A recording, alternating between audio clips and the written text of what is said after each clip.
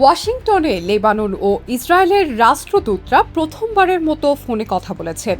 এতে দুই দেশের মধ্যে নতুন করে আলোচনার পথ তৈরি হয়েছে। লেবাননের রাষ্ট্রদূত নাদা হামদে এবং ইসরায়েলের রাষ্ট্রদূত ইয়েচিয়েল লাইটার এই ফোনালাপ করেন। এতে বৈরুতে থাকা মার্কিন দূত মিশেল ইসাও যুক্ত ছিলেন। তারা মূলত আগামী সপ্তাহে শুরু হতে যাওয়া সরাসরি আলোচনার প্রস্তুতি ও সময় ঠিক করার বিষয়ে কথা বলেন। এই ফোনালাপের পর লেবানন জানিয়েছে আগামী মঙ্গলবার যুক্তরাষ্ট্রের স্টেট ডিপার্টমেন্টে প্রথম বৈঠক হতে পারে। সেখানে যুদ্ধবিরতি এবং সরাসরি আলোচনার তারিখ নির্ধারণ করা হবে। আগেই জানা গিয়েছিল দুই দেশ আগামী সপ্তাহে মুখোমুখি বৈঠকে বসতে পারে। এটি প্রাথমিক পর্যায়ের আলোচনা হবে। এই বৈঠকে যুক্তরাষ্ট্রের ঊর্ধ্বতন কর্মকর্তারাও উপস্থিত থাকবেন। এদিকে বিবিসির প্রতিবেদনে বলা হয়েছে, লেবাননের সঙ্গে মঙ্গলবার আলোচনা শুরু হলেও হিজবুল্লাহর সঙ্গে যুদ্ধবিরতি নিয়ে আলোচনা করছে না ইসরায়েল।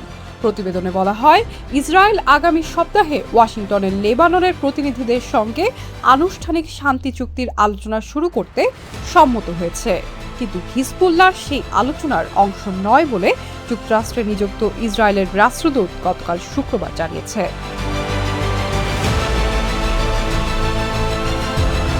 যুক্তরাষ্ট্রে নিযুক্ত ইসরায়েলের রাষ্ট্রদূত মাইকেল লাইটার বলেন, ইসরায়েল হিজবুল্লাহ সন্ত্রাসী সংগঠনের সঙ্গে যুদ্ধবিরতি নিয়ে আলোচনা করতে অস্বীকৃতি জানিয়েছে।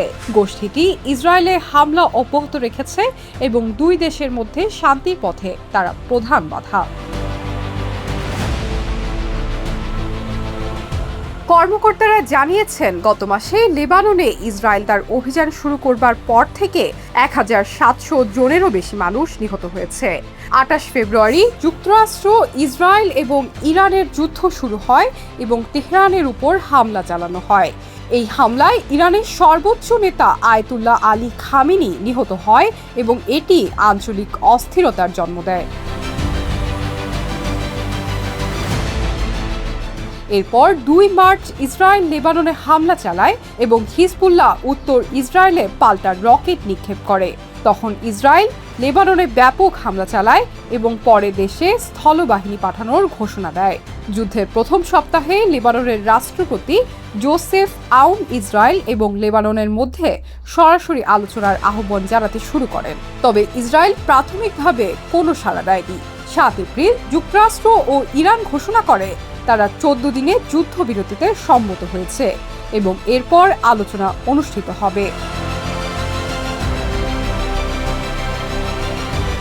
8 এপ্রিল লেবাননের স্বাস্থ্য মন্ত্রণালয়ের তথ্য মতে ইসরায়েলি যুদ্ধ বিমান লেবানন জুড়ে 10 মিনিটের একটি ঝটিকা হামলা চালায়। এই বিমান হামলায় অন্তত 303 জন নিহত এবং আরও 1150 জন আহত হন। এই হামলার তীব্র নিন্দা জানায় আন্তর্জাতিক সম্প্রদায়ের অনেকেই, যারা ইসরায়েলকে যুদ্ধবিরতি লঙ্ঘনের জন্য অভিযুক্ত করে। 9 এপ্রিল ইসরায়েলি প্রধানমন্ত্রী নেতানিয়াহু বলেন, লেবাননে কোনো যুদ্ধবিরতি নেই এবং ইরানের সঙ্গে হওয়া চুক্তিতে দেশটির অন্তর্ভুক্তি ছিল না। নেতানিয়াহু আরও বলেন, ইসরায়েল লেবাননের ওপর হামলা অব্যাহত রেখেই দেশটির সঙ্গে শান্তি আলোচনায় অংশ নেবে। এরপর 10 এপ্রিল ইসরায়েল এবং লেবানন জানায় তারা আগামী মঙ্গলবার যুক্তরাষ্ট্রের মধ্যস্থতায় আলোচনায় অংশ নিতে সম্মত হয়েছে। যুক্তরাষ্ট্রে নিযুক্ত ইসরায়েল এবং লেবাননের রাষ্ট্রদূতরা বৈঠকটি আয়োজনের জন্য ফোনে কথা বলেছেন। এই আলোচনার পরিকল্পনা করা হয় এমন এক সময় যখন যুক্তরাষ্ট্র ও ইরান পাকিস্তানের শান্তি আলোচনার জন্য মিলিত হওয়া শুরু করেছে। ইরান বলেছে, যে কোনো আলোচনা শুরুর আগে লেবাননে যুদ্ধবিরতি কার্যকর করতে হবে।